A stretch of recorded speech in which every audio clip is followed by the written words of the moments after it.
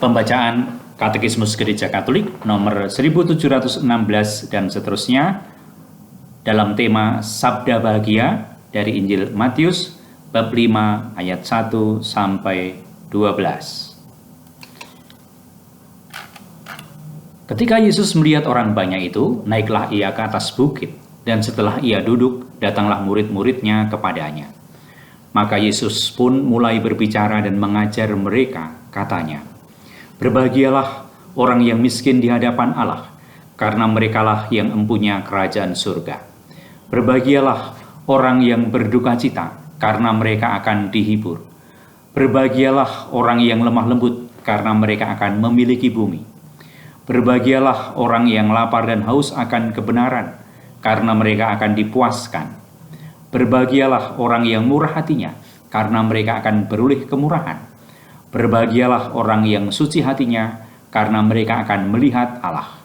Berbahagialah orang yang membawa damai, karena mereka akan disebut anak-anak Allah. Berbahagialah orang yang dianiaya oleh sebab kebenaran, karena merekalah yang empunya kerajaan surga.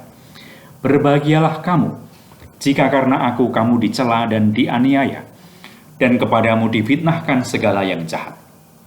Bersukacita dan bergembiralah, karena upahmu besar di surga. Sebab demikian juga telah dianiaya nabi-nabi yang sebelum kamu." Itu tadi Injil Matius bab 5 ayat 1 sampai 12 yang hari ini kita dengarkan dalam Ekaristi. Bagaimanakah KGK Katekismus Gereja Katolik mengajarkan kepada kita tentang kebahagiaan? Di dalam Katekismus nomor 1716 pada bagian panggilan kita menuju kebahagiaan diajarkan demikian. Sabda bahagia terdapat dalam inti khotbah Yesus. Mereka mengangkat kembali janji-janji yang telah diberi kepada umat terpilih sejak Abraham. Sabda bahagia menyempurnakan janji-janji itu karena tidak hanya diarahkan kepada pemilikan satu rumah, satu tanah saja, tetapi kepada kerajaan surga. Lalu ditulis ulang Matius bab 5 ayat 1 sampai 12, sabda bahagia yang tadi sudah kita dengar. Kita lanjutkan. Nomor 1717. Sabda bahagia mencerminkan wajah Yesus Kristus dan cinta kasih-Nya. Mereka menunjukkan panggilan umat beriman, diikutsertakan di dalam sengsara dan kebangkitannya. Mereka menampilkan perbuatan dan sikap yang mewarnai kehidupan Kristen. Mereka merupakan janji-janji yang tidak disangka-sangka, yang meneguhkan harapan di dalam kesulitan. Mereka menyatakan berkat dan ganjaran yang murid-murid sudah miliki secara rahasia. Mereka sudah dinyatakan dalam kehidupan perawan Maria dan semua orang kudus. Mereka tadi, yang dimaksud mereka ini adalah sabda bahagia tadi. Lanjut, sabda bahagia sesuai dengan kerinduan kodrati akan kebahagiaan. Kerinduan ini berasal dari Allah. Ia telah meletakkannya di dalam hati manusia supaya menarik mereka kepada dirinya karena hanya Allah dapat memenuhinya. Lalu kutipan dari Santo Agustinus. Pastilah kita semua hendak hidup bahagia. Dan dalam umat manusia tidak ada seorang pun yang tidak setuju dengan rumus ini.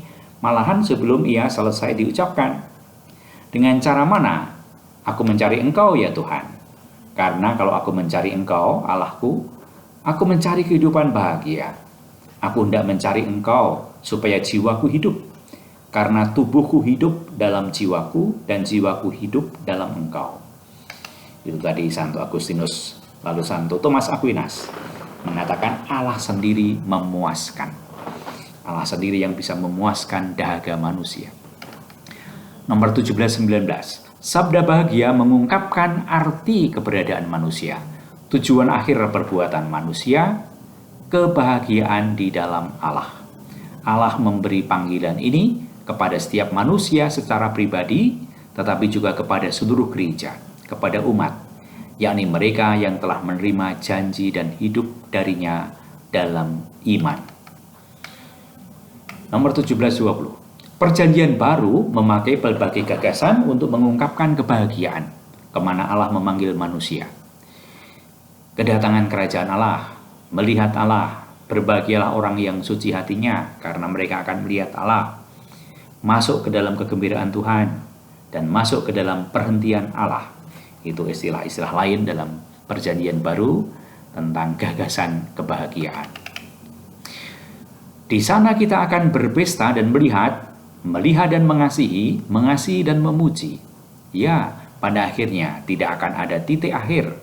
Karena tujuan apakah yang kita miliki kalau bukan ini untuk sampai kepada kerajaan yang tidak memiliki titik akhir? Ajaran Santo Agustinus. Allah memanggil kita ke dalam keberadaan supaya kita mengenal Dia, melayani Dia, mengasihi Dia, dan dengan demikian masuk ke dalam Firdaus.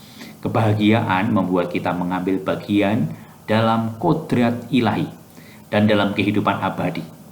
Dengannya manusia masuk ke dalam kemuliaan Kristus dan ke dalam kesenangan kehidupan Tritunggal. Kebahagiaan semacam itu melampaui akal budi dan daya-daya manusia.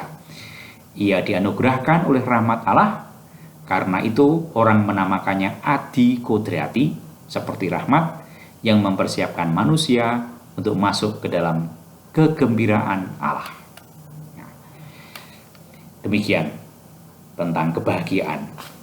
Sebagai akhir, tadi Rasul Petrus dalam surat yang kedua bab 1 ayat 4 mengatakan, kebahagiaan membuat kita mengambil bagian dalam kodrat ilahi. Kodrat Allah itu kebahagiaan. Maka kalau kita merasa bahagia, mengalami kebahagiaan, kita ikut ambil bagian di dalam kodrat ilahi. Demikian pembacaan katekismus, semoga berguna, berkah dalam.